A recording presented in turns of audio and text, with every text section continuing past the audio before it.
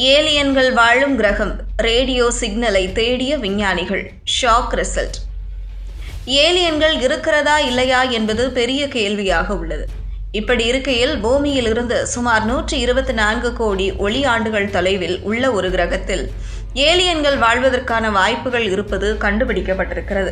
சரி, அந்த ஏலியன்கள் நம்மை போலவே டெக்னாலஜியை பயன்படுத்துகிறதா என கண்டறிய அந்த கிரகத்திலிருந்து ரேடியோ சிக்னல் வருகிறதா என ஆய்வு செய்யப்பட்டது. இந்த ஆய்வின் முடிவுகள் தற்போது வெளியாகியுள்ளன. K2-18b என பெயரிடப்பட்ட கோளில் ஹைட்ரஜன் அதிகம் இருப்பதாகவும் நம் உலகத்தில் இருப்பதைப் போல கடல்கள் அங்கு இருப்பதாகவும் கண்டறியப்பட்டது. குறிப்பாக டைமெத்தில் சல்ஃபைடு இந்த கிரகத்தின் வளிமண்டலத்தில் இருப்பது கண்டுபிடிக்கப்பட்டது.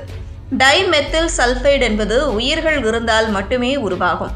எனவே K2-18b கிரகத்தில் டைமெத்தில் சல்ஃபைடு கண்டுபிடிக்கப்பட்டவுடன் அங்கு உயிர்கள் இருப்பதற்கான முதற்கட்ட ஆதாரம் நமக்கு கிடைத்தது.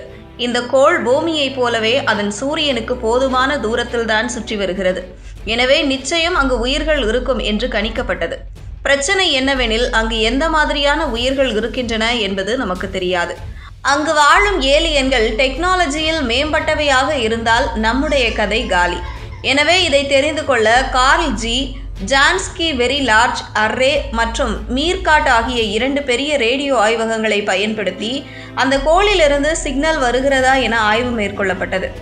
இந்த ஆய்வை மான்செஸ்டர் பல்கலைக்கழகம் மற்றும் பெர்க்லி பல்கலைக்கழகத்தின் விஞ்ஞானிகள் தலைமையிலான குழு நடத்தியது. நாசா தனது ஜேம்ஸ் வெப் தொலைநோக்கியை இந்த ஆய்வு பயன்படுத்த அனுமதித்தது. எனவே இந்த கோள் தொடர்பான ஆராய்ச்சி மிகுந்த எதிர்பார்ப்பை ஏற்படுத்தியிருந்தது.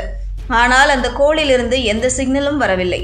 அப்படியெனில் அங்கு உயிர்களே இல்லையா என்பது அர்த்தம் கிடையாது. உயிர்கள் இருக்கின்றன, ஆனால் அவை டெக்னாலஜியை பயன்படுத்தும் அளவுக்கு அறிவு கொண்டவை கிடையாது. எனவே அது எந்த வகையான உயிர்கள் எப்படி அங்கு வாழ்கின்றன என்பதை கண்டுபிடிக்க நாசா அடுத்த கட்ட முயற்சிகளை மேற்கொண்டிருக்கிறது.